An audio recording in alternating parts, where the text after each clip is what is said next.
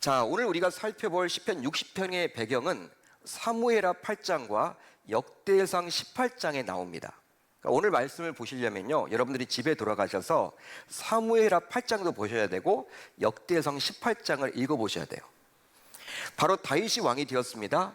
그런데 왕이 된 다음에 이제 무엇을 해야만 했냐면 이제 정복 전쟁을 해야만 했어요. 주변 나라들을 점령해야만 했습니다. 하나님께서는 이스라엘 백성들에게 복을 주시고 어떤 말씀을 하셨습니까? 아브라함에게 주던 명령이 있죠. 가나안 땅이 바로 축복된 땅이다, 적과 꿀이 흐르는 땅이다 라고 말씀을 하셨어요.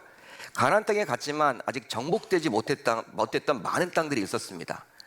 이 땅을 이제 지파들이 다 이제 부여받았죠. 그럼에도 불구하고 가나안 족속, 가나안에 살던 많은 민족들이 있었습니다. 그들을 다 몰아내질 못했거든요. 근데 그것을 해야 되는 것이 이제 다윗에게도 주어진 거예요. 이스라엘의 왕이라면 해야만 했습니다. 이 정복 전쟁의 중간에 일어난 한 사건이 바로 오늘 말씀의 배경이란 거예요. 한마디로 당시 다윗이 이끌었던 이스라엘은 에돔과의 전쟁을 치러야만 했습니다. 에돔과의 전쟁. 자, 그런데요, 오늘 본문 1절이 상단에 있는 표제를 보게 되면 다음과 같이 기록이 되어 있죠. 여러분들이 가지고 있는 성경 1절 위를 보세요.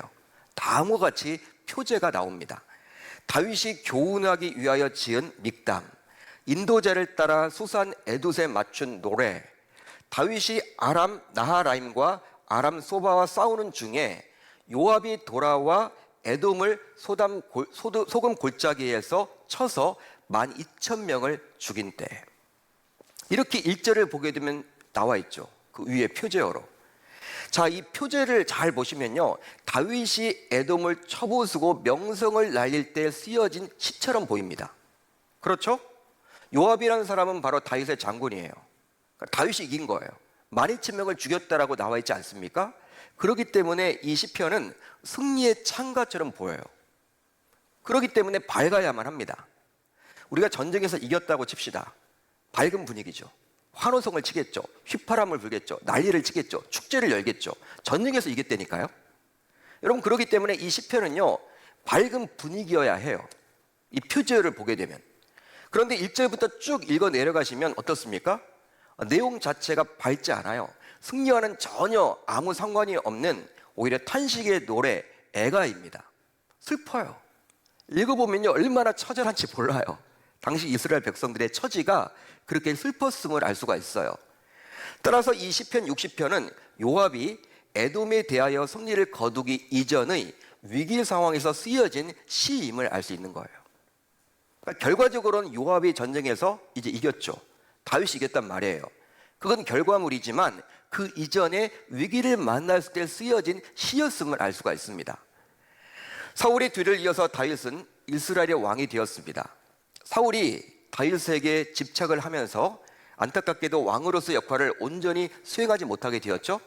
그러니까 사울은 항상 국정 운영의 목표가 무엇이냐면 다윗을 잡아 죽이는 거예요. 왕이면요, 경제도 챙겨야 되겠죠. 외교, 안보, 군사 모든 활동들을 다 챙겨야 돼. 한 나라의 왕이라면 지도자니까. 근데 그런 것들에겐 전혀 관심이 없고 오로지 항상 새해가 되면 국정 운영이 무엇이에요? 다윗을 금년전에 잡아 죽이자. 여러분, 사울이 왕이 된 다음에 계속 이렇게 여러분 다윗만 잡아 죽이려고 몸부림이셨어요.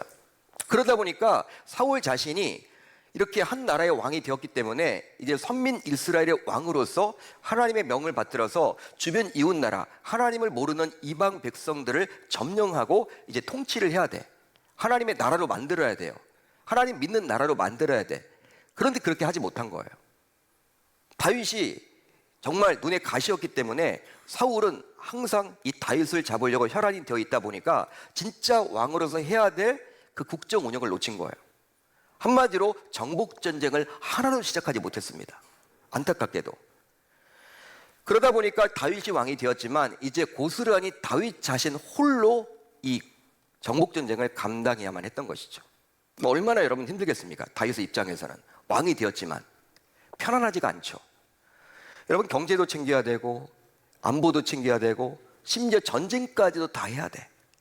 예를 들어서 사울이 몇몇 나라는 점령을 해버렸다. 그러면 이어서 자신이 여러분 나머지 나라를 점령하면 되는데 처음부터 다 시작을 해야 되니까 얼마나 힘들겠습니까? 이스라엘의 초대 왕인 사울이 감히 시도하지 못했던 정복 전쟁을 다윗은 홀로 감당해야만 했던 상황이었어요. 대대로 이스라엘을 끊임없이 괴롭혀왔던 블레셋은요, 당시 이스라엘의 서쪽에서 꾸준히 이스라엘을 공격했습니다. 제가 항상 강단에서 말씀을 드리지만 이스라엘 지도는 고구마 모양이에요. 고구마 모양인데 왼쪽에 즉 서쪽에 이제 있는 거예요. 그 블레셋이. 그러니까 지중해 해변가를 따라서 그 비옥한 토지를 다 블레셋이 점령해 있는 거야. 근데 그 블레셋이 항상 이스라엘을 공격하죠. 틈을 노리죠. 어떻게 하면 점령할까? 이렇게 노리고 있었어요. 바로 왼쪽 서쪽에는 블레셋이 있었다. 다윗이 통치하던 당시에 처음 왕이 되었는데 이제 오른쪽에는 어느 나라가 있었습니까? 모압이 있었습니다. 그러니까 왼쪽 서쪽에는 블레셋, 오른쪽에는 모압, 북쪽에는 어느 나라가 있었습니까? 아람이라는 나라가 있었어요. 아람. 그리고 남쪽에는 어느 나라가 있었습니까? 에돔이라는 나라가 있었어요. 에돔. 4개 나라가 다 만만치 않은 나라들이야. 그러니까 사면이 다 적이야. 한마디로 한 면만 적이라도 힘들 텐데, 한 나라만 해도 감당하기 힘들 텐데 블레셋도 정복을 해야 되고 모압도 정복을 해야 되고 아람도 정복을 해야 되고 에돔도 정복을 해야 되고, 이게 만만치 않은 거예요. 사면 초가죠. 한마디로 이스라엘을 동서남북에서 4개국이 모두 에워싸고 있었습니다. 다윗은 정복 전쟁을 통해서 우선적으로 이제 블레셋을 점령해요. 그리고 나서 모압을 점령합니다. 그리고 나서 오늘 말씀의 배경이 무엇이냐면 이제 아람에 집중해서 아람을 점령해 나가고 있는 상황이었어요. 아람이란 나라를, 북쪽에 있는. 당시 그런데 이 아람은 한 국가가 아니라 바로 부족 연합체의 성격이었습니다. 그러다 보니 다윗에 맞서서 아람은 아람 나하라임과 아람 소바가 힘을 합쳐서 다윗에게 대항했죠. 표제를 보면 그게 나와 있죠.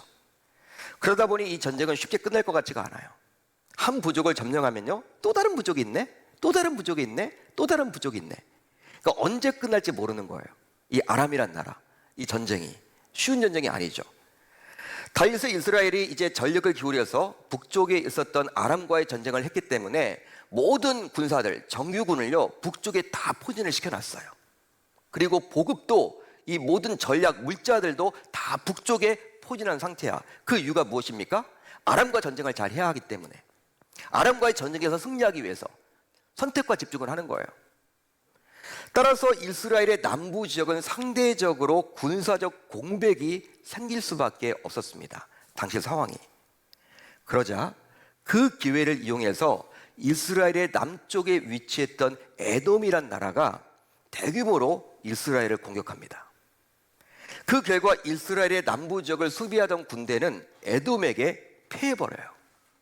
여러분, 그럴 수밖에 없겠죠. 정규군은 다 어디가 있어요? 아람과 싸우러 나갔어요. 북쪽으로. 남부 지역은요, 치안 유지 정도, 지금 같으면 예비군 정도, 민방위 대원들, 이 정도예요. 그러니까 에돔의 군사들에게 다 패하게 되는 거야. 남부 지역이 초토화되는 거예요. 난리가 난 거예요. 이제 결과적으로 이스라엘은 전선이 2개 생겼습니다. 싸우는 전선이 2개가 생긴 거야. 아니, 전쟁을 할 때 한 나라가 한 나라와 대항해서 싸우기도 쉽지 않은데 이 아람이 나라가 만만치 않거든요. 부족이 많기 때문에. 그런데 또 다른 나라와 또 전쟁을 해야만 했어. 지금 아람과의 전쟁도 끝난 것이 아니야. 여기도 더 많은 군사가 들어가야 하고 더 많은 물자가 들어가야 합니다. 그런데 에돔이 공격을 해왔으니 이 남쪽 지역도 지금 다 빼앗길 뻔하게 된 거예요. 그러니까 이 에돔과도 또 싸워야 돼. 여러분, 당시 전선이 북쪽 지역과 남쪽 지역에 위치를 해 있었기 때문에 군사들의 이동도 이스라엘 백성들의 입장에서는 쉽지 않았을 것이고 물자의 공급도 두 전선을 감당하기에는 역부족이었습니다. 두 나라와 한꺼번에 싸운다는 것은요, 쉽지 않은 일이에요. 따라서 오늘 시편의 배경은 다윗이 이끌었던 이스라엘 백성들이 그야말로 사면초가에 놓여 있음을 알 수가 있는 거예요. 사면초가죠. 하나님께서 이스라엘 백성들에게 정복 전쟁을 하라고 한 이유가 있죠. 그건 그 나라를 부강시키기 위한 거예요. 이스라엘 백성들에게 복주기 위한 거예요. 형통의 길로 가기 위한 거예요. 그런데 오히려 지금 어떻게 되었습니까? 정복 전쟁을 하는 도중에 나라가 망할 지경에 놓이게 된 거야. 아람과도 전쟁이 힘든데 에돔이 또 쳐들어왔으니 이거 어떻게 해요? 이제 사면초가의 상황을 만나게 되었던 상황에서 이 다윗은요, 당시 왕이었죠. 왕은 이런 일련의 사태가 왜 일어나게 되었는지 원인을 파악했습니다. 원인 파악을 해요. 사람들 가운데서는요, 대단히 사람들의 말과 행동에 민감하신 분들이 있어요. 교회 안에서도 어떤 사람이 말을 하면 그분한테 한 말이 아닌데도 불구하고 민감하게 반응하는 분들이 있어. 예민하게 반응한다, 보통 이야기하죠. 예민하다. 근데 여러분, 예민한 것이 사람들과의 관계에서는 그렇게 좋은 것 같지가 않아. 예? 그냥 둥글둥글해야 돼. 사람들은 항상 누가 말했나 보다, 아이 뭐 그럴 수도 있지, 이렇게 넘어가야 돼. 근데 여러분, 항상 그것이 자신에게 준 말이라고 해서 막 신경질적으로 반응하는 분들이 있어. 근데 예민한 것은요, 사람들에게서 예민하면 안 돼. 둥글둥글해야 돼. 하나님 앞에서는 예민해야 됩니다. 영적으로는 예민하셔야 돼요. 민감하셔야 돼요. 근데 우리는 반대가 돼 있죠. 사울은 사람들의 말에도 예민했고, 사람들의 말에 예민하게 반응했어. 사울이 죽인 자는 천천히요, 다윗이 죽인 자는 만만이다. 그 예민할 필요가 없는 거예요. 여자들의 그냥 노랫소리야. 흘려가 들면 돼. 근데 그거 이후로 다윗을 주목해요. 다윗을 질투합니다. 사람에게 예민한 사람이 이 사울이었어. 하나님 앞엔 예민하지 못해. 죄를 지었음에도 불구하고 회개를 안 해. 둔감해요. 근데 다윗은 달랐어요. 사람들에게는 둔감했어. 그렇지만 하나님에게는 몹시도 예민하고 민감했다라는 사실입니다. 자, 오늘 말씀 1절을 볼까요? 정말 하나님과의 관계 회복을 위해서 다윗이 얼마나 처절하게 기도를 하고 있는지를 보세요. 우리 한번 1절을 같이 읽습니다. 시작. 하나님이여, 주께서 우리를 버려 흩으셨고 분노하셨사오나 지금은 우리를 회복시키소서. 다윗은 세 개의 동사를 활용합니다. 버리고, 흩으시고, 분노하시고. 이게 뭐예요? 하나님이 그렇게 하셨다라는 거예요. 버리고, 흩으시고, 분노하셨다. 다윗은 이 세 개 동사를 사용해서 하나님께서 얼마나 힘드실까를 우선 떠올렸습니다. 이게 어떤 말이냐? 보통 우리는 어떤 죄로 인해서 위기를 만나게 되었을 때 하나님 앞에 회개하는 경우들이 많이 있습니다. 저도 회개를 하고 여러분들도 회개기도 하시죠. 죄를 지었을 때, 그래서 위기를 만나게 되었을 때 회개합니다. 그런데 회개 기도를 하면서도 자신이 힘든 것만을 우선해서 하나님께 아뢰는 경우가 대부분이에요. 하나님, 너무나 지금 힘듭니다. 살려달라고, 구해달라고, 용서해달라고, 이런 식이죠. 하지만 다윗은요, 우리의 아버지 되시는 하나님께서 죄를 지은 자신으로 인해서 우리를 바라보시면서 얼마나 마음 아파하실지 먼저 하나님의 마음을 떠올려 봤다라는 거예요. 실제 성도의 기도를 들어보면 성도의 영적 수준을 알 수가 있는데, 다윗은 위급한 상황 속에 놓여 있음에도 불구하고 기도하는 가운데서도 철저하게 하나님 중심의 삶을 살았다는 데 있습니다. 우리와 너무 다르죠. 우리는 너무나 힘들면요, 하나님 이 문제만 해결해 주세요. 자기가 죄를 지어서 힘들어졌어. 회개 기도하면서 하나님 잘못했습니다, 빨리 구해 주세요, 이런 식이죠. 그렇지만 다윗은요, 어떤 기도를 했습니까? 아, 내가 이런 죄를 지었는데 나의 아빠 아버지 되시는 하나님께서 얼마나 마음 아파하실까, 얼마나 근심하실까, 얼마나 힘드실까, 이걸 떠올렸다라는 거예요. 우리는 너무나 다릅니다, 여러분. 나는 뒷전이야. 내가 지금 너무나 답답해서 이 문제가 빨리 해결을 받고 싶어. 그렇지만 내가 죄를 지음으로 말미암아 하나님이 얼마나 근심하실까. 다윗은 철저하게 기도 자체도 하나님 중심의 기도였음을 알 수가 있는 거예요. 따라서 신자인 우리는 이제 하나님께 회개하는 가운데서도 우리 자신보다도 하나님께서 나로 인해서 얼마나 마음 아파하실지, 힘드실지를 꼭 우선 생각할 수 있어야 할 줄로 믿습니다. 즉, 죄를 지은 나로 인해서 나의 아버지 되시는 하나님께서 더 고통스러워 하신다는 사실을 우리는 반드시 기억해야만 하는 것이죠. 어떤 예가 들으면 좋을까요? 우리가 밖에 나가서 죄를 짓습니다. 어떤 죄를 지려고 그래요? 이게 정말 좋지 않은 거예요? 좋지 않은 행동과 말이에요? 내가 이 말을 했을 때 내가 이걸 죄를 지면 감옥에 갈 수도 있어.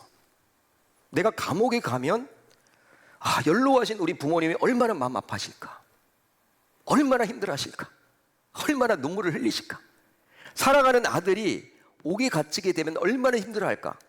그걸 떠올리면요, 그 사람 죄 안 짓습니다. 못 짓죠. 연로하신 엄마 얼굴이 떠올리는데, 엄마의 눈물을 여러분 떠올리게 되는데, 여러분 죄를 짓더라도 덜 짓게 된단 말이에요. 여러분 그것이 생각나는데 죄를 짓겠습니까? 그것과 마찬가지야. 이제 다윗은 우리를 버리고 흩으시고 분노하시는 하나님께서 우리 또한 회복시킬 수 있는 유일한 분임을 알고 그 하나님께 다음과 같이 간구를 합니다. 우리를 회복시키소서. 우리를 회복시키소서.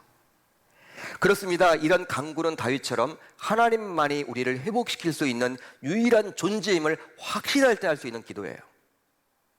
따라서 저와 여러분들도 당면한 문제가 있다면 그 문제가 무엇이든지 간에 어떤 위기를 만났든지 간에 그 문제와 위기를 해결할 수 있는 유일한 분은 바로 여호와 하나님임을 기억하고 다윗처럼 기도해야 할 줄로 믿습니다.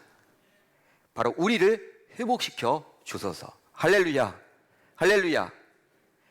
이제 2절 이하를 보게 되면요, 여러분들이 가지고 있는 성경 2절 이하를 보게 되면 하나님의 구체적인 분노의 모습을 볼 수가 있습니다. 어떻게 하나님이 분노를 하셨는지, 화를 내셨는지, 폭발하셨는지. 우선 2절을 보게 되면 땅에 대한 것으로 하나님께서 지진이 나게 하사 땅이 흔들려 갈라져 요동케 하셨어요. 여러분 땅이라는 것은요, 이게 굳건함, 그런 걸 상징하죠. 영원함. 땅이라는 것은 잘 흔들리는 것이 없죠. 우리가 여러분 두 발로 이렇게 걸어 다니는 것이 땅이 여러분 평평하고 땅이 여러분 흔들리지 않는다는 것을 전제하는 거잖아요. 땅이 자꾸 흔들린다 어떻게 다니겠어요? 땅이라는 것은요, 그러기 때문에 변치 않은 하나님의 은혜를 상징합니다. 그리고 하나님의 임재를 상징하는 거예요. 그런데 그 땅이 하나님이 지금 화를 내심으로 말미암아 지진이 일어나서 갈라져 버린 거예요. 당시 이스라엘 백성들이 그런 상황에 처하게 된 거야. 이에 다윗은 땅에 갈라진 틈을 메워달라고 기도를 하죠. 땅이 지금 어긋나져 버린 거예요. 지진이 나가지고 다닐 수가 없게 된 거예요. 하나님의 은혜를 받지 못하는 거예요. 하나님께서 지금 분노를 하게 되어서 이스라엘 백성들이 은혜를 입지 못한 거예요. 하나님의 임재를 경험하지 못하게 된 거예요. 그러자 다윗은 어떻게 합니까? 갈라진 틈을 메워달라고 기도합니다. 그 틈을 기우소서. 그 틈을 수선하소서. 메워주소서. 그런 뜻이에요. 그렇다면 왜 다윗은 땅에 갈라진 틈을 메워달라고 간구했을까요? 왜 다윗은 그렇게 기도를 했을까요? 바로 그 갈라진 틈으로 마귀가 역사하기 때문입니다. 영적인 의미로 보게 되면. 그래서일까요? 바울은 다음과 같이 우리에게 말씀해 주고 있죠. 마귀에게 틈을 주지 말라. 마귀에게 틈을 주지 말라. 실제로 우리가 죄를 짓게 되면 하나님과의 관계에 틈, 즉 균열이 생기게 됩니다. 그러니까 죄가 무서운 게 그거예요. 하나님과의 관계에 균열이 생겨요. 틈이 생기면요, 조그만 틈이라도 생기면 기도가 안 돼. 기도가 막혀요. 아무리 내가 기도한다고 해도 기도줄도 잘 안 잡히고 하나님의 응답도 없어요. 아무리 내가 찬양을 해도 은혜 못 받아요. 하나님과의 관계에 지금 문제가 생긴 거야. 적신호가 켜진 거야. 균열이 생긴 거야. 아마도 처음에는 그 균열이 크지는 않을 겁니다. 작게 시작을 할 거예요. 실금이 가겠죠. 하지만 크지 않을 때 바로바로 수선을 해야 돼요. 이 수선은 바로 철저한 회개를 말하는 것이죠. 철저한 회개를 말하는 거예요. 하지만 균열이 크지 않다고 해서 가만 놔두게 되면 어느 날 갑자기 수선이 불가할 정도로 심해져요. 어떻게 이제 감당이 안 되는 거예요. 수선이 불가능한 상태가 되어버립니다.